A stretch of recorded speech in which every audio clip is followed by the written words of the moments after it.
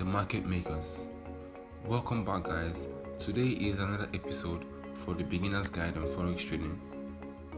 And we'll be talking about the market participants, the big banks, and the people that are participating in the forex market that makes it so liquid and makes it so large that you are able to profit every single day from the market. So you should know the big players in the forex market because they can crash or boost the currency rates with just one announcement in a press conference or in one transaction. They can crash or boost the currency rates in just one announcement in a press conference or in just one single transaction. You see, professional traders, they follow closely the announcement and body language of the G7 officials.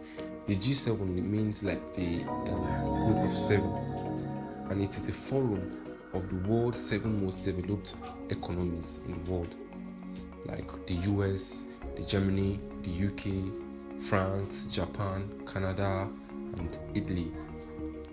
Okay, and the key people to follow and listen to from these countries are the head of the central banks, the president, and the prime minister. So these 3 people are the people you should follow and listen to closely, because they can either crash or boost the currency rates in just one single announcement or in just one single transaction. Okay, so I'll head on to list the prominent players in the forex market. So the first one I will list is the governments and the central banks, because these two, they work hand in hand, the governments and the central banks. So the most significant players in the forex market in the forex market are the government and central banks, because they buy and sell currencies to balance their nation's economic growth and stability. They buy and sell currencies to balance their nation's economic growth and price stability. They don't trade for profit reasons. They only buy and sell currencies to stabilize the economy. Okay, so the amount of money used by the central banks is enormous. So their actions profoundly impact the currency market, because the money they use is really, really large. The money they use in trading, buying and selling currencies is really, really large. Like I said, the forex market is the most liquid market, it's the most traded market in the whole world, with a daily volume of $6 trillion in a single day. So I hope you understand that one. The second big players are the commercial and investment banks. So the big banks, they trade billions of dollars daily. They make transactions with each other, with their customers, or they themselves speculate on the forex market. The commercial and the investment banks, they trade with billions of trillions of dollars on a daily basis. They trade by themselves. They trade with themselves, like they trade amongst themselves, and also speculate on the forex market for profit reasons. The commercial and investment banks, they trade for profit reasons. Meanwhile, the central bank and the government, they trade for stability. So I'll head on to mention a few of these big investment banks, commercial banks. They are one of the biggest in the world. These are the biggest banks in the world I'm going to mention them.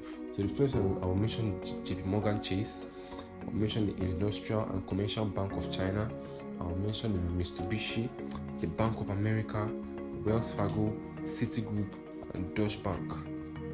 So these banks I mentioned, they are the largest bank in the whole world, and they trade with trillions of dollars on a daily basis.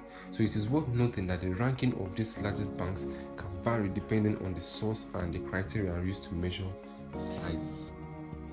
Okay, so the next one I'll mention is our large corporations. Large corporations, they also control large amounts of money, so moving their assets in bulk can really influence currency rates.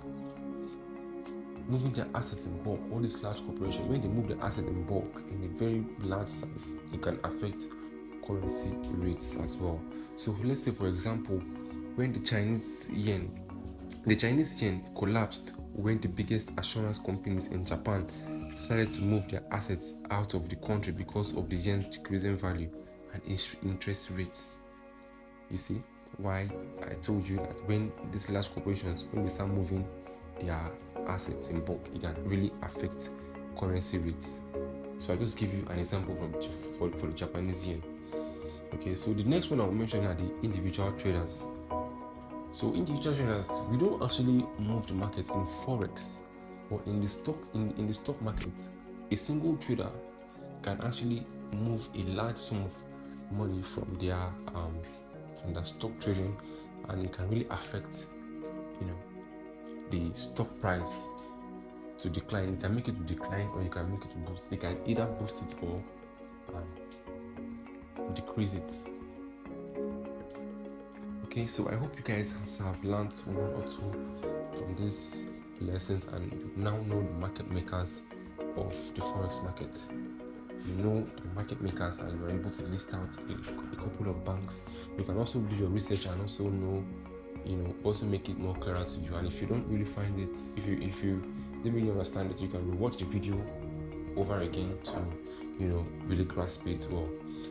I hope you enjoyed this lesson, and please subscribe to the channel, turn on your post notifications so you don't miss out on any of the lessons. Okay, so catch you on the next content.